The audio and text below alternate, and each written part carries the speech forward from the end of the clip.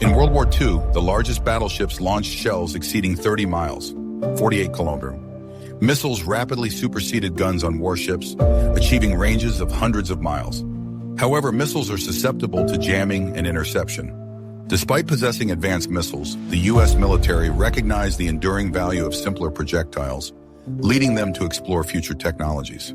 The U.S. military's most powerful cannon, the Electromagnetic Railgun, represents a long history of long-range shipboard weaponry. From ancient catapults to the cannons of sailing ships, naval vessels have always sought to overcome enemy defenses and destroy opposing ships. Modern warships largely replace conventional naval artillery with long-range anti-ship or land attack cruise missiles. While superior to traditional cannons, these missiles are increasingly vulnerable to countermeasures. High-powered lasers can disable missile guidance systems. Jamming systems disrupt targeting. Electronic warfare can hijack guidance, and agile interceptors can destroy them in flight. Although multiple missile salvos can overwhelm even advanced defenses like Aegis, a need remained for a suitable alternative to conventional missiles. Even World War II battleships' large guns were too slow and inaccurate. Projectiles lacked sufficient speed for reliable long-range strikes. Hits were only guaranteed at extremely close ranges, relying on radar and spotters for targeting. This approach is unsuitable against modern, faster vessels.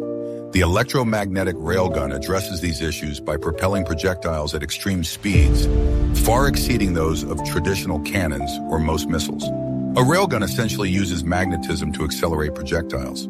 It comprises a power source, parallel rails, and a moving armature. The power supply generates millions of amps, enough electricity for thousands of homes. The rails are long, highly conductive metal lengths, 109 meters. The armature bridges the rails, often a solid conductive metal piece or a conductive sabot, a carrier for the projectile. Some railguns, like the U.S. Naval prototype, utilize a plasma armature, a thin metal foil behind the projectile. The millions of watts vaporize the foil, creating plasma to conduct the current. Firing involves discharging power from the positive terminal, up the positive rail, across the armature, down the negative rail, and back to the power supply. As per Faraday's law, a current in a wire generates a magnetic field. The railgun's magnetic field between the rails is vertically directed. The projectile, acting like a charged wire in an electric field, experiences the Lorentz force, a combination of electric and magnetic forces. The Lorentz force, due to the rail alignment and magnetic fields, propels the projectile parallel to the rails, away from the power supply. Railgun projectiles lack explosive charges, relying on kinetic energy. Newton's second law, force equals mass x acceleration, explains their destructive power. Their kinetic energy and thus destructive potential scales with projectile speed, limited only by current generation and projectile durability. Despite the railgun's potential superiority to missiles in certain situations, significant technological hurdles remain. The U.S. Navy initially struggled with generating sufficient power for continuous firing. As power increased, rail warping and melting became problems while trying to reach the Pentagon's 10 projectiles per minute goal. They only achieved 4.8 rounds per minute due to rail damage concerns.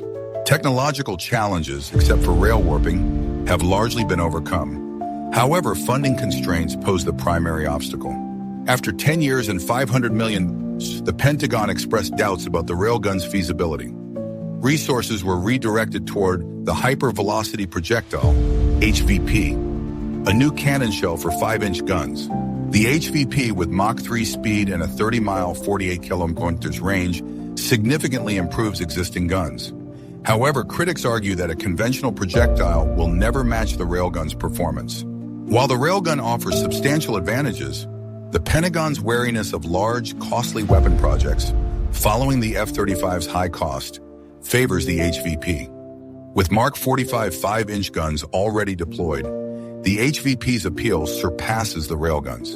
The U.S. railgun's future is uncertain.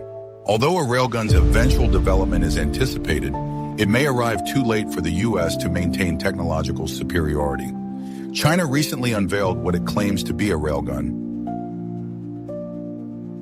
triggering concern in Washington. Skepticism exists regarding China's claims, citing significant technological hurdles.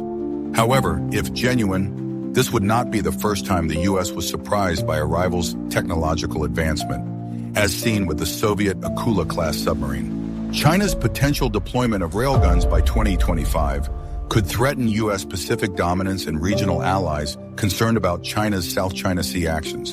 The railgun's combat deployment and the validity of China's claims remain open questions. We encourage your comments and suggest viewing our video on the most successful weapons ever invented. Don't forget to like, share, and subscribe. See you next time.